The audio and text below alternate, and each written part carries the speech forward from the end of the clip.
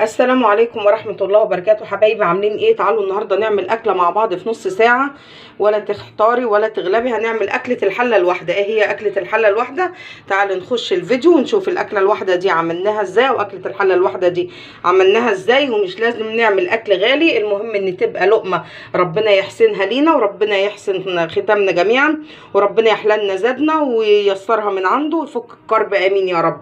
لو عجبكم الفيديو متنسوش اللايك والشير والاشتراك وتفعيل الجرس ليصلكم كل جديد. وتعالوا نشوف الرز الجميل ده هنعمله ازاي. معلش هو بس البخار والبطاطس الجميله دي، ودي الفراخ بتاعتنا اللي احنا عملناها في البطاطس. تعالوا بقى نشوف الاكل ده هنعمله ازاي. ودمتم في رعايه الله وامنه. اللايك والشير والاشتراك وتفعيل الجرس، والاهم من كل ده دعوه حلوه عن ظهر الغيب. تركتكم في معيه الله، وكل عام وانتم الى الله اقرب. السلام عليكم ورحمة الله وبركاته. أحبابي في الله عاملين ايه؟ كل عام وأنتم من الله أقرب. النهاردة هنعمل إن شاء الله أكلة سريعة وبسيطة كده اسمها أكلة الحلة الواحدة. أنا عندي هنا حوالي كيلو إلا ربع من البطاطس أو نص كيلو على حسب الكمية اللي أنت عايزاها. خرطت عليها بصلة، رشيت ملح فلفل كمون بهارات، ودعكتهم في قلب بعض. وعندي هنا كان عندي فرختين صغيرين كده، المفروض كنت هحشيهم، بس الراجل ربنا يسامحه بقى كان قطعهم لي قطعه ما تنفعش يعني للحشو. فانا هعملهم كلهم كده في قلب بعض، البطاطس مع البهارات مع التوابل مع كله، وضرب حوالي نص كيلو من الطماطم. بسم الله الرحمن الرحيم. هنزل بيها كده، اسمها اكله الحله الواحده. وهقلبها كده في قلب بعضها كلها، وهسيبها كده في التتبيله دي حوالي نص ساعه كده. وان شاء الله قبل المغرب هعلق عليها واعمل جنبها شويه رز، تبقى دي اكله الحله الواحده. اكله تعمليها ببساطه وسريعه باذن الله.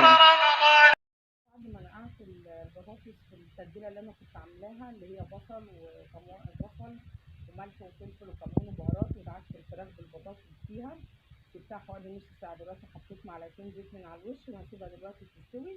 وبعد كده هعمل معاكم يعني الرز جنبها، اعمله حبايه وحبايه. دلوقتي لما اجي اعمل الرز ان شاء الله هرجع لكم نشوف هنعمل الرز ازاي.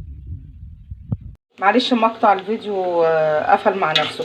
بحط يا حبايبي الرز وهو ناشف، ما بيكونش مغسول، يعني فاهمين ازاي؟ دي حاجه اختيار يعني اللي حابب يعملها، بس والله بتفرق معايا كتير. اولا الرز بيتحمر بسرعه وبيبقى طعمه جميل جدا. انا عندي هنا بقيت كميه الرز بتاعتي، انا هعمل حوالي نص كيلو من الرز. حطيت عليه نص معلقه من الملح ونص مكعب مرق الدجاج، دي اختياري. وعندي زي ما قلت لكم البطاطس بتغلى اهي، وريحتها والله قلب الدنيا.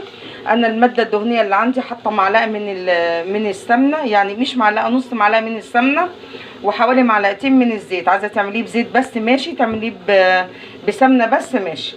بعد كده بقى هيتحمر الرز، وهنزل عليه بالميه بتاعته.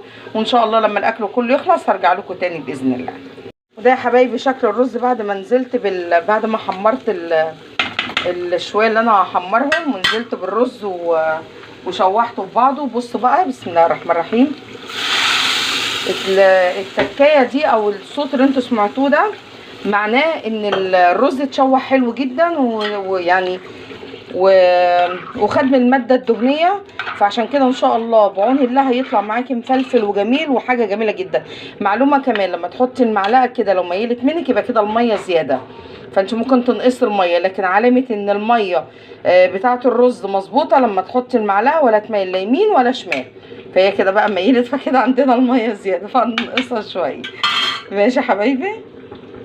ورجعت لكم يا حبايبي، وادي الفراخ عندي والبطاطس بتغلي اهي. مش عايزه اقول لكم الريحه جميله جدا وفظيعه فظيعه والله، مش هتاخد منك وقت ولا مجهود. وعندي هنا بعمل شويه الرز اللي هو حبايه وحبايه. في حاجه كده عايزه اقول لكم عليها. انا الرز اللي بنزله عشان احمره بنزله وهو. ورجعت لكم يا حبايبي، وادي اكله الحله الواحده. ادي الفراخ بتاعتنا اهي استوت وبقت جميله، وادي الرز الجميل بتاعنا، معلش بس عشان الدخان بيلمع وزي الفل. وادي البطاطس المطبوخه. اكله هتعمليها في نص ساعه، حتى لو انت محتاره تعملي اكل ايه. ومش لازم تعمليها بفراخ، ممكن تحطي مكانها وراك، ممكن تحطي مكانها بانيه، ممكن تحطي مكانها جنيحه، اي حاجه يعني الموجود عندك والمتاح عندك. عذرا عشان الدخان، المتاح عندك اعمليه. ادينا بنزق اليوم مع بعض، وربنا يحسن ما بين ايدينا، واللهم اجعله شاهد لنا يوم القيامه. وكل عام وانتم بخير، وكل عام وانتم الى الله اقرب. دي كانت حلقه النهارده. لو عجبتكم ما تنسوش اللايك والشير والاشتراك وتفعيل الجرس ليصلكم كل جديد. ودعوه حلوه لاختكم عن ظهر الغيب. ودمتم في رعايه الله وامنه.